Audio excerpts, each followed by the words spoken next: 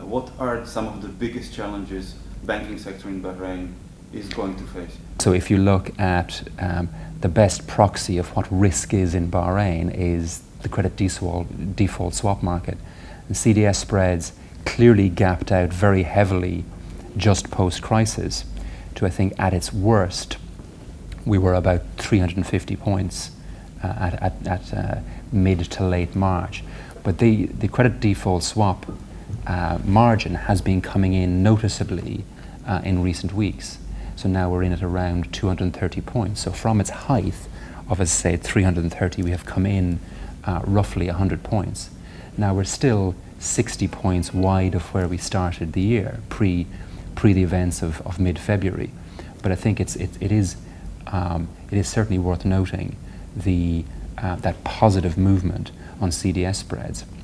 And one point we also try to bring out to both our lords and masters in Europe and everyone who listen is that difference between perception and reality. The reality of the situation is we have seen CDS spreads come in markedly, but at a time when the rating agencies have obviously, and Moody's is the best example of this more recently, have downgraded the country and obviously put us on negative watch as well. But really how the market is trading, the best proxy for that is CDS spreads. And as I say, they have been coming in noticeably. Within the financial services sector, as I say, it is quite a large sector with many different facets within it. But taking perhaps the single most important one, which is banking on the ground for domestic Bahrain. As I say, clearly we started the year extremely well. So a very strong January, a very strong early February, coming off quite a strong 2010. The whole banking environment and the economy in general was looking forward to quite a strong 2011.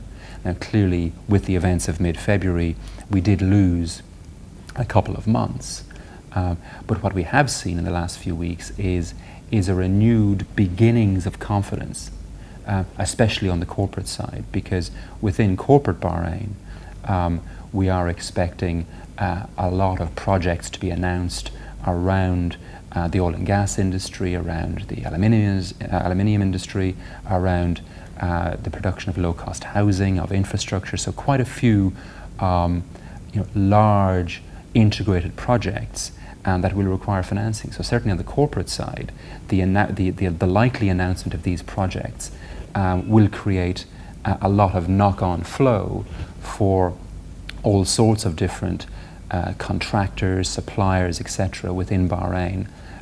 So we would expect, hopefully by the last quarter, or as we now head towards the summer months, which are always a little bit soft in any event, and even a strong year in the Middle East.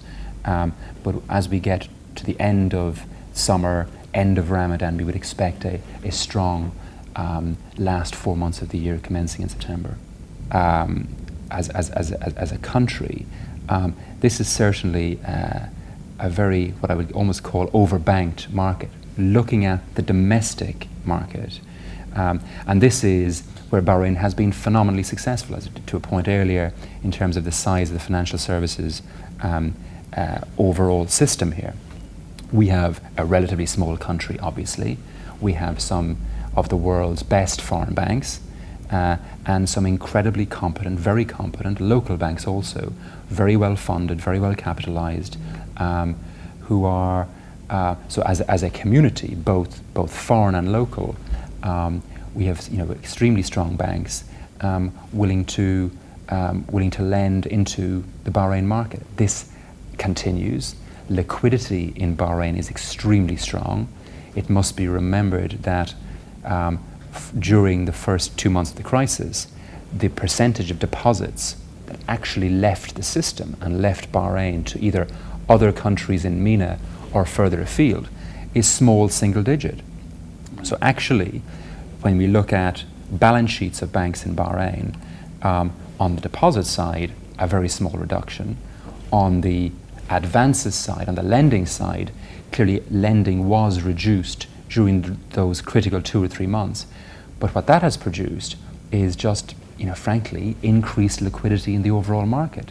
So we have banks, both foreign and local, looking for opportunity, as I say, the number of those banks looking for opportunities is great in comparison to the size of the economy. So we have a number of banks looking for very strong opportunities to lend and get involved both in the retail side and in the corporate side. So whilst we look now to the second half of the year, banks very strong, very well capitalized, highly liquid, looking for opportunities to do business right across the suite of product, from the retail side through the SME side to the large corporate side, on to what we call global banking, which is our relationship with large multinationals operating in Bahrain, and obviously also critically with the sovereign itself.